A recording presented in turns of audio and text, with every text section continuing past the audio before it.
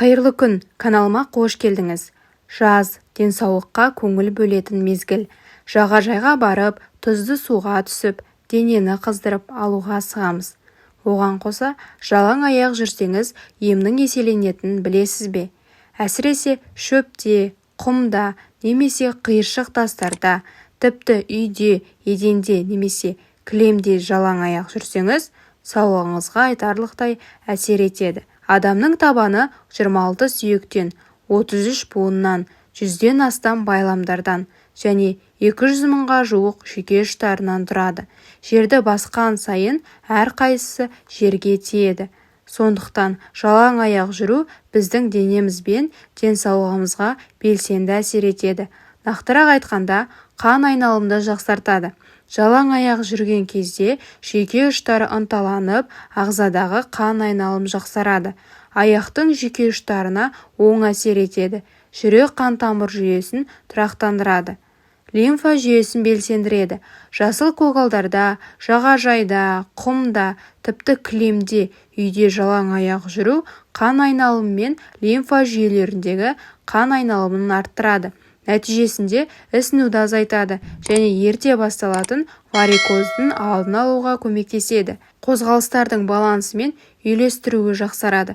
Біз жүрген кезде аяғымыз дене тепе-теңдікті сақтау үшін микроэлементтеріндегі алдын ала болжанбайтын өзгерістерге бейімделеді.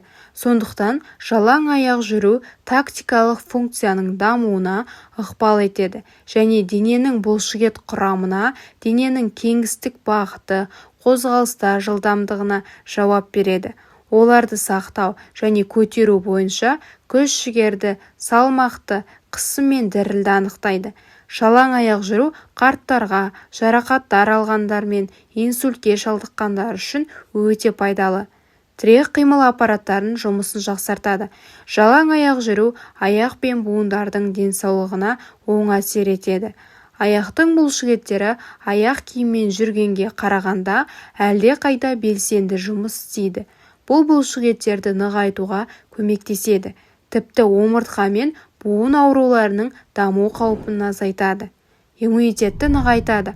Аяқ киімді үнемі пайдалану, әсіресе жасанды материалдардан жасалған аяқ киім, аяқ үшін белгілі бір микроклиматты жасайды. Оның өзгеруі суық тиюге оңай ықпал етеді. Аяқ киімсіз жүру иммундық жүйені ынталандырады. Нәтижесінде дененің суыққа жалпы төзімділігін арттырады. Жалаң аяқ жүретіндер қандай дерттен сақтанады? Үйде де аяғына шұлық киіп жүретіндер бар. Тіпті ұйқыға жатқанда да шешпейді. Бұл әрине дұрыс емес. Жалаң аяқ жүру арқылы бұлшықет, гипертензия, ұйқының бұзылуы, жүйкенің сыр беруі, стресс, иммунитеттің әлсіреуі сияқты бірнеше аурудың алдын алуға болады екен. Егер сіз күні бойы биік өкшелі аяқ киіммен жүретін болсаңыз, онда міндетті түрде 40 минут жалаң аяқ шөпте немесе тастың үстінде жүріңіз. Сонда қан айналымның нормасын қалпына келтіріп, омыртқаның саулығын сақтай аласыз. Ал егер аяқтан шығатын жағымсыз иістен құтылғыңыз келсе, онда 30-40 минут жалаң аяқ жүруге әдеттеніңіз. Себебі күн ұзақ, жабық аяқ киім киіп жүресізде салдарынан иіс шығатын болады. Жалаң аяқ жүру арқылы саңырауқұлақтардың алдын алуға, сонымен қатар бүкіл денеде қан айналымының жақсаруына көмектеседі. Жалаң аяқ жүру физикалық жағдайға ғана емес, ақыл-ойға да әсер етеді. Эмоция мен жүйкені қалпына келтіресіз.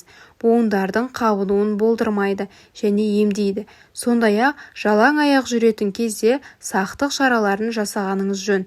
Жүретін жолдың таза, тегіс екеніне мән беріңіз. Мүмкін шыны ыдыстың сынығы, шағатын жәндік болуы мүмкін. Сақтықта қорлық жоқ екенін ескеріңіз. Ақпарат ұнады деген ойдамын. Егер де каналға тіркелмеген болсаңыз, тіркеле кетіңіз.